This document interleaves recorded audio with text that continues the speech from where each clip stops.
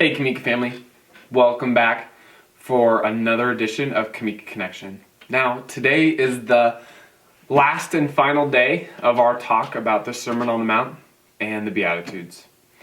Now, I want to start this day off by more of a recap of all of the Beatitudes. So go ahead, grab your Bible, and we'll dive into it together. I'll give you a few seconds.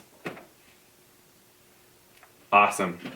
So, to start out, this whole thing started with Jesus sitting up on top of the mount and using his words and saying, "Blessed are the poor in spirit, for theirs is the kingdom of heaven."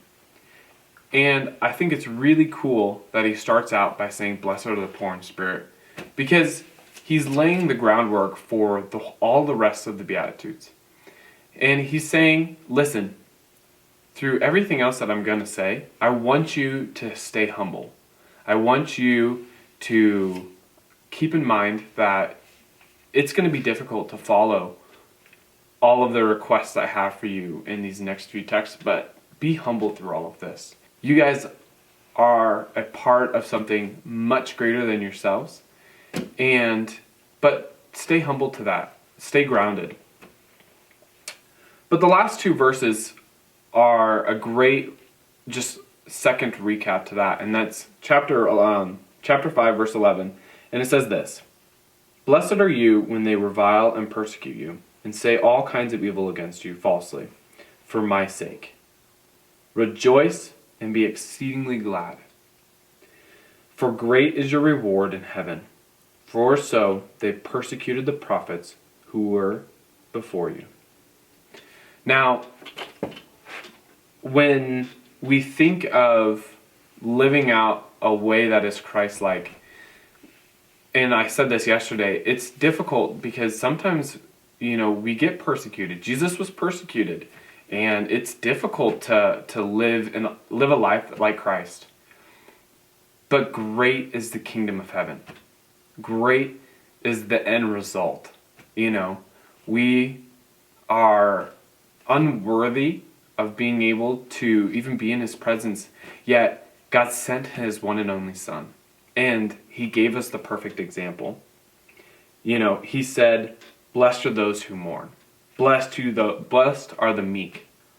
Blessed are the righteous and the merciful. Blessed are you when they revile and persecute you. Blessed are you when people look at you and look down upon you. Blessed are you to be able to stand up and to continue to move forward for the kingdom of heaven."